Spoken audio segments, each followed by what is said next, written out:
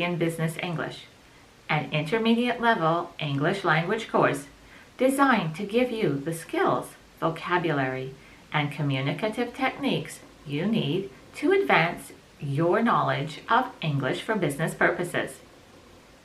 Do you lack confidence when you use English at work?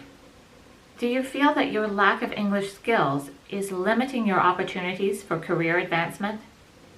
Have you studied English for many years, yet you feel that you can't advance beyond a certain level? With Canadian Business English, you will find out how to move forward towards a new level of competence and fluency. My name is Anna. I am a Canadian English language teacher with a bachelor's degree in English literature and a master's degree in education specializing in teaching English as a second language. My academic background includes courses in ESL methodology and curriculum design and sociolinguistics. I have over 12 years of experience teaching adults and young learners at all levels. As a teacher of business English, I have worked with engineers, managers, programmers, lawyers, and other professionals from various countries. I know from personal experience how challenging learning a foreign language can be. When I was 10 years old, my family moved from the province of Ontario to Quebec, where most people speak French, and I had to go to a French school. I didn't understand very much at first. However, I learned quickly, and within a few years, I could speak fluently.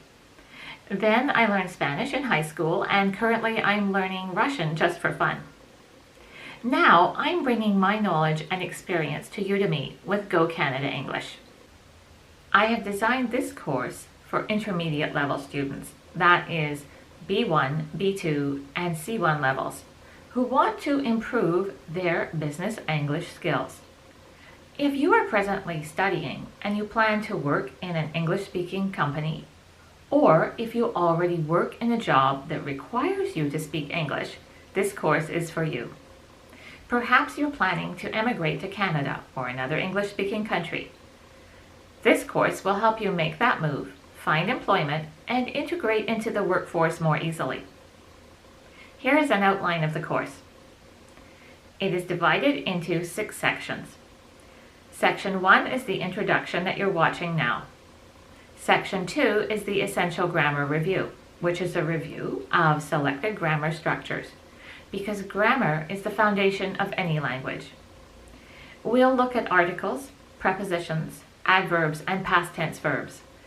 The goal is to reinforce what you've already learned and ensure that you know how to use these elements properly, especially when you're working in English.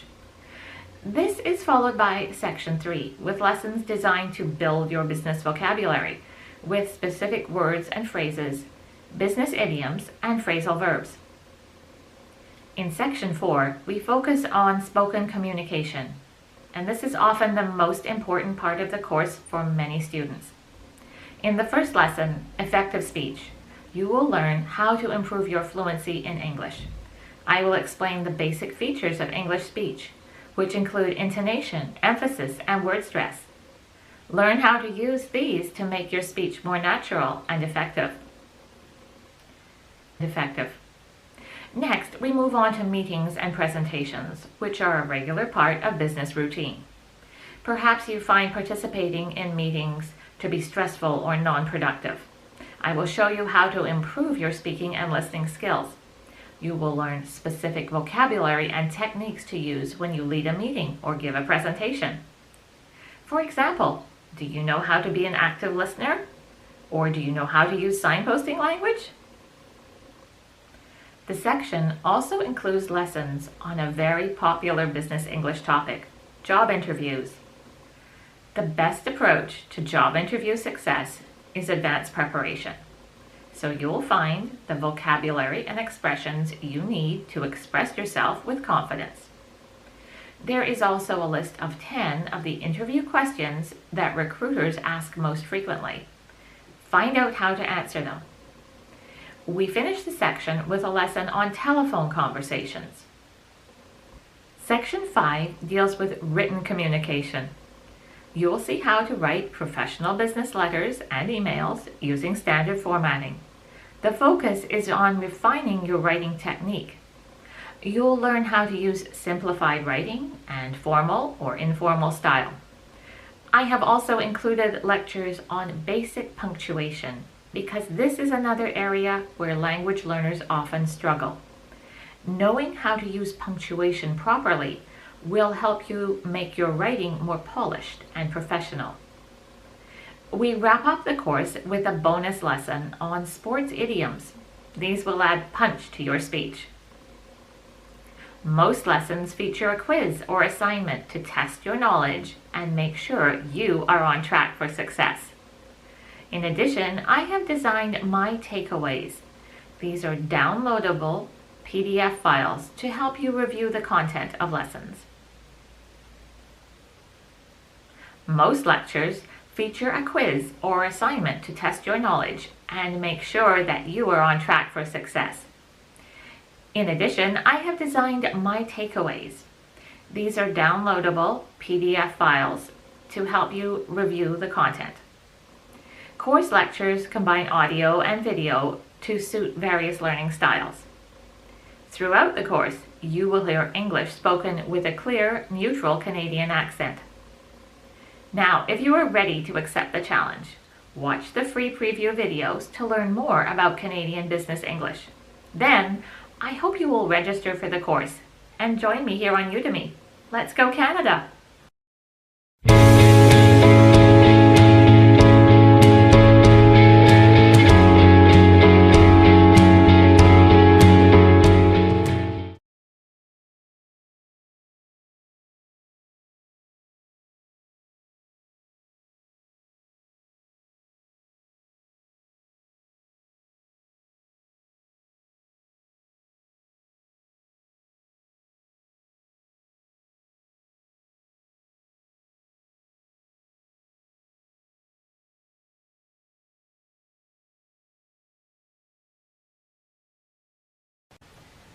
Welcome to Canadian Business English, Section 1, Essential Grammar Review.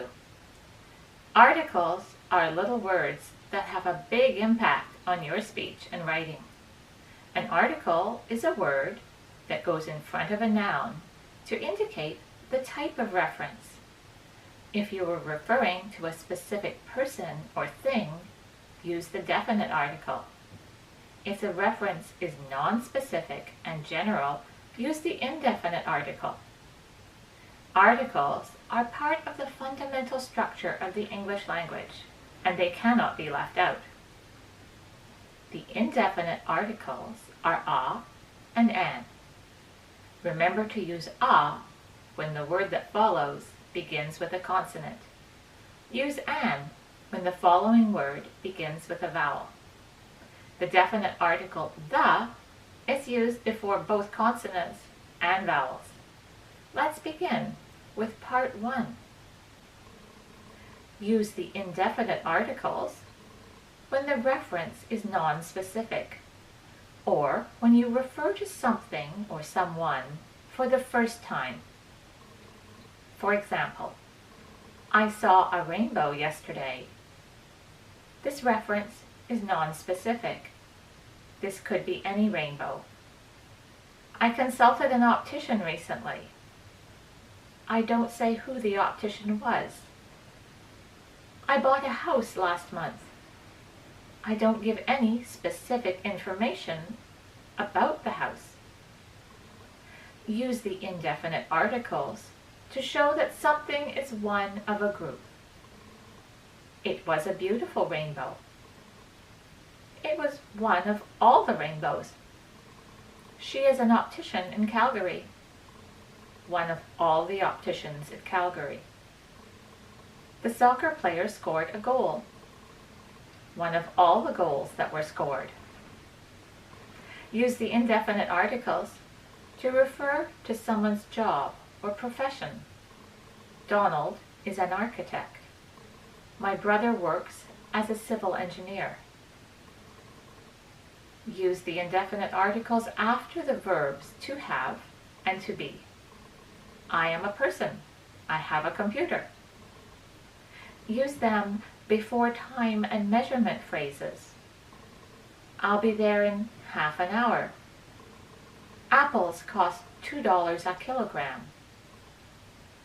Note that when there is an adjective that modifies a noun, you place the adjective between the article and the noun. That is a nice idea. Nice is the adjective placed between a, the article, and idea, the noun. She is wearing a colorful dress. Colorful is the adjective placed between the article a and the noun dress.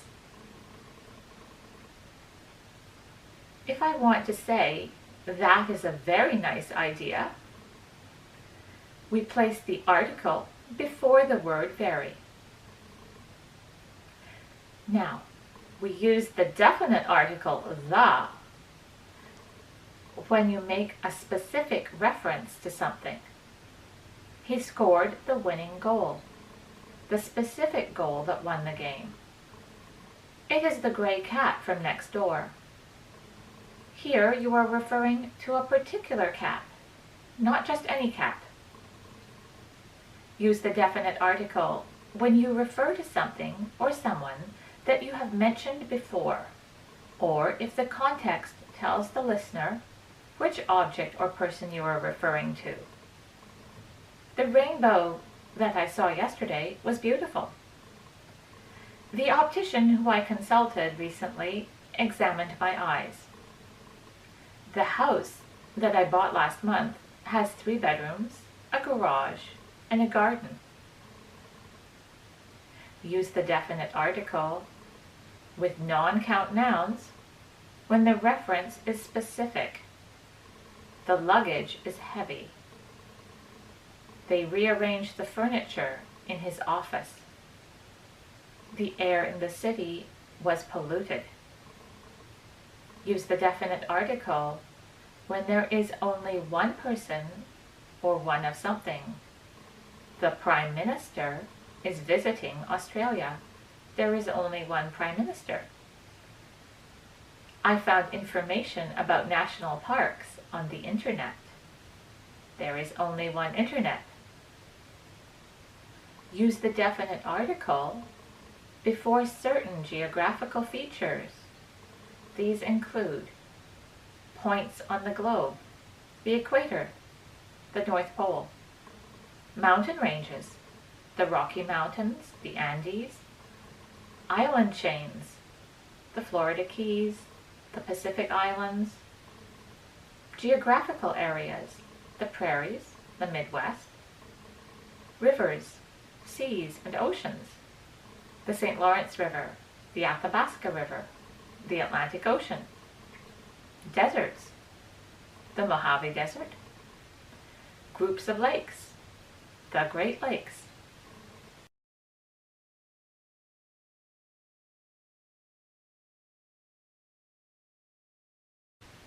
Here is part 2 of our review of articles, as we see when not to use an article. Do not use an article with non-count nouns when the reference is general and non-specific. Instead, use the word some before the noun. The report presented some useful information. Would you please open the window to let in some air? Do not use an article to describe things in general. He writes novels. She likes macaroni and cheese. Do you listen to jazz? Do not use an article with plural nouns. Use the word some instead. I ate some blueberries for supper. There are some books on the table. Do not use an article before months, days, or seasons. She goes to drama class on Monday and Wednesday. We will study in Europe.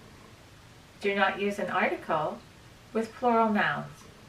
Use the word some instead. I ate some blueberries for supper. There are some books on the table. Do not use an article before months, days, or seasons. She goes to drama class on Monday and Wednesday. We will study in Europe in September. spring follows winter. An exception is that in some cases, articles can be used to refer to seasons. Paris is beautiful in the spring. He goes ice skating in the winter. We do not use an article with the names of streets, roads, or highways.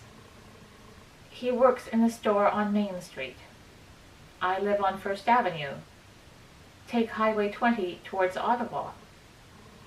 Do not use an article with the names of most countries. We live in Canada. He was born in Spain. There are exceptions. The is used before countries whose name is plural, for example, the Netherlands or the Philippines. And use an article if the name of the country includes certain words. The United Kingdom, the United States of America, the Russian Federation. Finally, do not use the before the names of cities and towns, states, continents, islands, lakes, mountains, or streets. That concludes our review of articles. I hope you have found it informative and useful. Even though there are only 3 of them, a, an, and the, articles cause problems for many English language learners, especially if their first language doesn't have articles. The most common errors are using the wrong article or no article at all. When you aren't sure, ask yourself these questions. 1. Is it a specific or a non-specific reference? Has the noun been referred to before? Is it a count or non-count noun? Is it a plural noun? Does it belong to one of the exceptions? Once you have the answer, try to remember whether you need to use a definite or an indefinite article, no article, or the word some. With articles, practice makes perfect.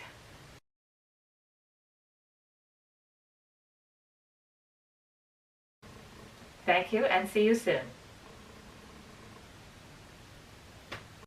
Hello and welcome to Section 3 of Canadian Business English, Business Vocabulary. In this lesson, we will look at some useful business idioms. Now you might ask exactly what is an idiom? Also known as an expression, an idiom is a word or a phrase, a group of words, that has a figurative or a hidden meaning. This meaning isn't clear when you read the words literally. Native speakers grow up with these idioms, therefore they understand their meanings. Most idioms originated hundreds of years ago and have gradually become part of everyday English speech. Now, perhaps you've heard someone say, they have let the cat out of the bag. They didn't actually release a feline from a sack. The idiom means that they have said something they weren't supposed to, or somehow given away some information. What if a colleague tells you that he or she is feeling under the weather? That means they are feeling slightly ill or a little unwell. Idioms are wonderful because they enrich and enliven your speech. In a business context, they are useful to know in order to help you understand your colleagues or your clients, etc. You will sound much more natural if you can use them properly in the appropriate situations. In the next part of the lesson, we're going to look at 10 of the most frequently asked questions by job interviewers in Canada. We start with a question which always seems to be asked. Where do you see yourself 5 years from now? There are different types of responses. We'll take a look at several of them. Answer number 1. I don't know. I haven't really given that much thought. This is a bad answer. You don't sound interesting or imaginative. Even worse, you sound as if you don't take initiative or plan in advance. Answer number 2. Oh, in 5 years, I see myself on a tropical island, on a beach in the sun, sipping a nice cold drink. A bad answer. It's a pleasant idea. However, you will appear to be a dreamer who lacks a strong work ethic. This doesn't fit any employer's image of an ideal candidate. Answer number 3.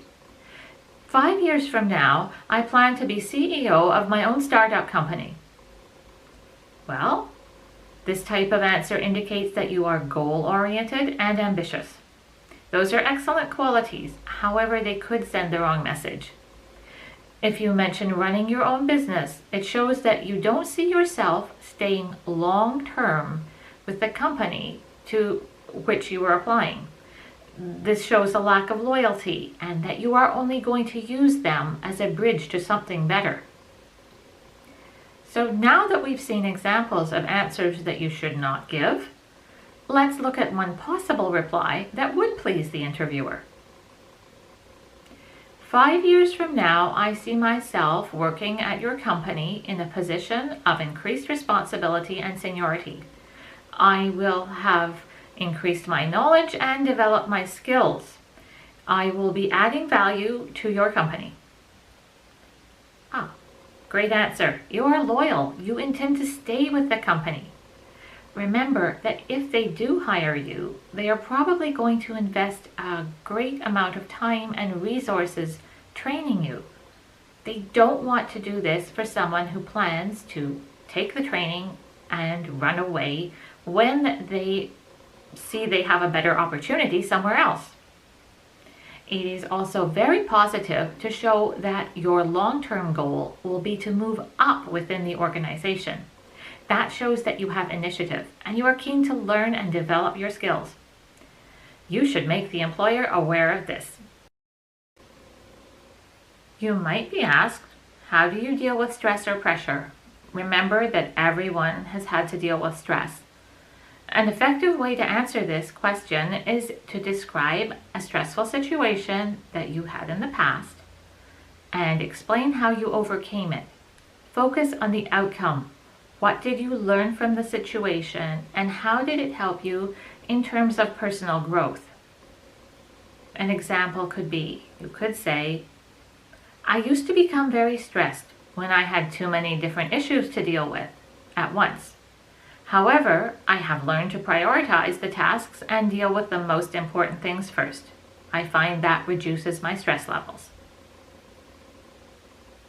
You might be asked the question, what are your achievements to date?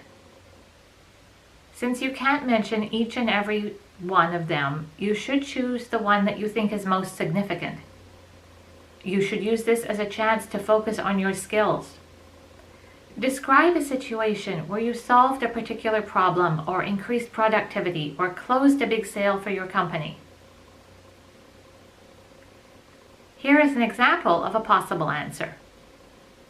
When I arrived at my previous company, I only had some knowledge of electrical engineering. The company gave me great training and I progressed up to being able to design flight simulators. Next question. Why is there a gap in your employment history? Well, you might have been out of the workforce temporarily. So, put a positive spin on this by answering that you used this period of time to study or to learn new skills or take up a new hobby. You might be asked, what is your greatest strength? Your answer should correspond with the job specifications. Your strongest ability might be that you remain calm under pressure, or your organizational skills, or your ability to lead and motivate others. This is your chance to explain why they should choose to hire you for the position. Here's an example. As an engineer, I am used to working with tight deadlines. I work well under pressure, and I stick with the project until it is completed. Similarly, you might be asked, what is your greatest weakness? This is a question that recruiters love to ask because it can often derail a candidate. They might not know exactly how to answer, or they might feel uneasy discussing their weaknesses. It's helpful to describe a weakness, then mention how you are trying to correct or improve upon it. What interests you most about this position? Well, here you should talk about the most significant aspects of the job description. For example, if a job calls for a high level of autonomy, you could say that you are a self-starter, highly motivated, and that you work well without supervision. You could say, from what I know so far about this position, it has great opportunities for career development. I'm really interested in AI and I would like to learn more advanced skills in that field. Next question. What is the most difficult obstacle that you have ever faced? Recruiters ask this type of question to find out how well you deal with challenges. Do you solve problems logically? A way to answer is to describe a situation where there was a problem and to explain how you solved it. What steps did you take? What was the outcome? What did you learn from this? Remember to end on a positive note.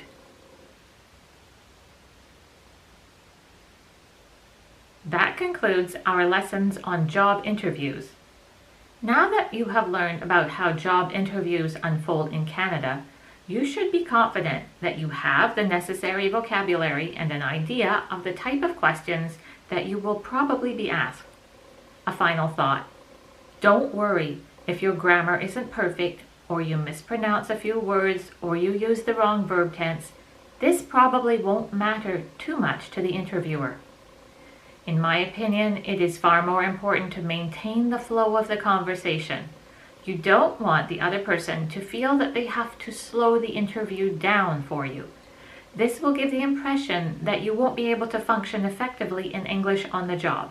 Just be positive, sincere, and remember to smile at the right moments. Be confident in your ability to communicate in English. Now, I invite you to give your opinion and let me know what you think of the course. Share your thoughts by leaving feedback. What are the best features of the course, and what do you think could be improved upon? Your feedback is very important for me and for other students and for the whole Udemy community. So please take a moment and review Canadian Business English. Remember that you don't need to have completed the course to leave feedback. I thank you for your cooperation.